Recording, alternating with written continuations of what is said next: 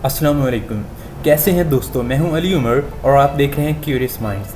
दोस्तों, जब कोई इंसान पैदा होता है और वो सोचने समझने की उम्र को पहुंचता है तो उसके ज़हन में बहुत से सवाल जन्म लेते हैं, जैसे कि वो कौन है, कहां से आया है, उसने अपनी ज़िंदगी में क्या करना है। तो वो अपने आप को पहचानता है, अपनी आइडेंटिटी को डिफ़ाइन करता है। लेकिन अगर वो शख्स अपनी ज़ात को ना पहचान सके, अपनी क्वालिटीज़ से आगाह ना हो पाए, उसे ये समझ ना आ रहा हो कि वो कौन है, उसने अपनी ज़िंदगी में क्या करना है, तो इस फिनोमेना को हम आइडेंटिटी क्राइसिस का नाम देते हैं। जिस तरह अफराद की ज़िंदगी में आइडेंटिटी क्राइसिस पाया जाता है, बिल्कुल इसी तरह ये फिनोमेना अक़वाम में भी मौजूद होता है। बहुत सी कौमें अपनी आइडेंटिटी डिफ़ाइन नहीं कर पाती, जो कि उनकी तबाही का सबब बनता है। आज की वीडियो में हम पाकिस्तान के आइडेंटिटी क्राइसिस के बारे में बात करेंगे कि ऐसे कौन से फैक्टर्स हैं जिनकी वजह से पाकिस्तान में आइडेंटिटी क्राइसिस पैदा किया गया। Pakistani nationalism unlike other secular Nations एक रिलीजियस नेशनलिज़म है।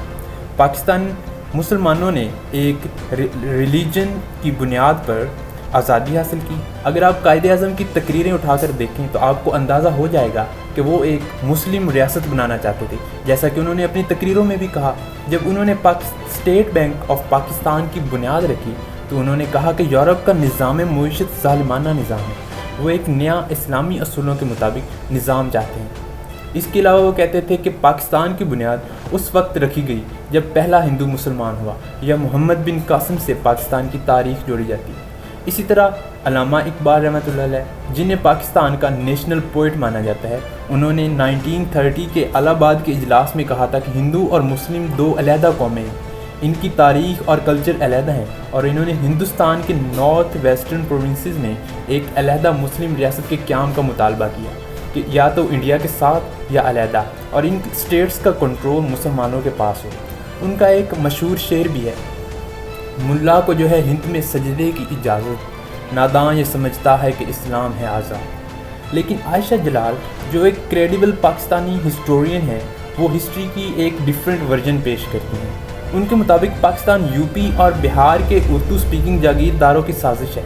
अगर आप 1857 की जंग आज़ादी के बाद के हिंदुस्तान को देखें तो इंडिया दो बड़ी कौमें थीं, एक मुसलमान और दूसरे हिंदू।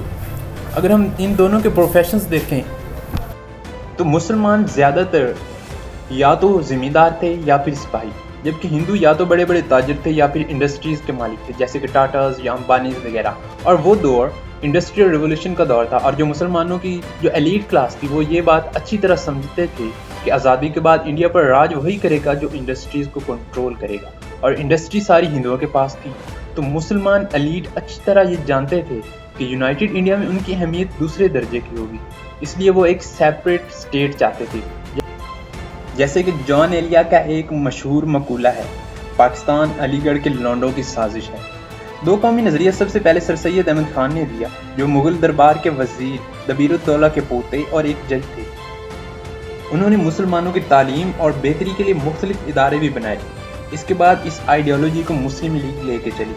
आयशा जलाल लिखती हैं कि मुस्लिम लीग ने 1939 में सिंध में अल्लाह बख्श सुमरों की हुकूमत को कमज़ोर करने के लिए कॉन्स्पिरेसी की और मुख्तलिफ फसादात करवाए, जिससे 2000 से ज़्यादा लोगों की जानें भी गईं। और वो ये भी कहती हैं कि पाकिस्तान की तहरीक को कादियानी भी सपोर्ट कर रहे थे। जैसा कि 1940 में करारदाद लिखने वाले सर ज़फ़रुल्लाह खां एक कादियानी थे, क्योंकि कादियानी पाकिस्तान का हिस्सा बनना चाहते थे। वो समझते थे कि कादियान शहर को पाकिस्तान का हिस्सा बनाया जाएगा, जो कि नहीं बन सका। तो कादियानी पाकिस्तान मूवमेंट की सपोर्ट इसलिए तो नहीं कर रहे थे क्योंकि ये एक कट्टर मुस्लिम रियासत बनी। अगर हम पाकिस्तान बनने के बाद की तारीख देखें तो कायदे आज़म खुद को एक इंडियन नेशनलिस्ट कहते थे, जैसे कि फातिमा जिन्ना ने माई ब्रदर बुक में भी लिखा है।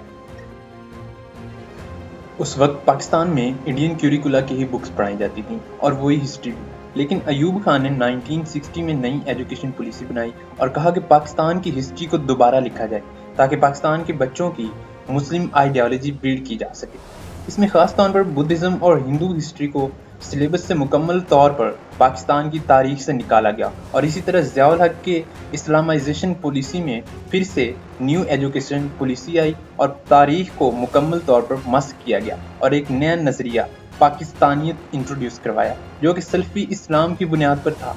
इन इक़दामात से इंडस वैली की जो 7000 साल पुरानी तारीख थी उसको मुकम्मल तौर पर ख़त्म कर दिया गया, और इस मज़हब की बुनियाद पर ایک 1947 سے اس خطے کی اپنی مرضی کی تاریخ بنائی گئی۔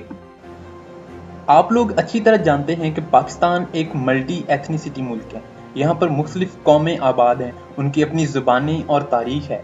وہ اپنی 1000 سالوں کی تاریخ اور روایات کو کیسے چھوڑ سکتے ہیں؟ پاکستان کی سو کالڈ ایلیٹ نے ایک مذہب کی بنیاد پر ایک آئیڈیالوجی تو بنا دی، لیکن اس دین کو سسٹم میں امپلیمنٹ کہیں نہیں کیا۔ سسٹم تو وہی یورپین ڈیموکریسی ہے اور چلنے اسے بھی نہیں دیا گیا۔ اس آئیڈیالوجی کا ثمر آج ہمیں انٹالرنس، دہشت گردی اور مذہبی انتہا پسندی کی صورت میں مل رہا ہے۔ لیکن اس کے برعکس ہماری ملک کا نظام اگر سیکولر پولیٹیکل آئیڈیالوجی پر ہوتا اور ملک میں موجود تمام قوموں کو ان کی آئیڈینٹی خود ڈیفائن کرنے دی جائے، ریاست کا کسی بھی شخص کے رنگ، مذہب اور قوم سے واسطہ نہ ہو اور انسان کی اہمیت ہو، تو ہم ایک پروگریسو سوسائٹی کی بنیاد رکھ سکتے ہیں۔ آپ لوگوں کا اس بارے میں کیا خیال ہے؟ کمنٹ سیکشن میں اپنی رائے سے لازمی آگاہ کیجیے گا۔ والسلام۔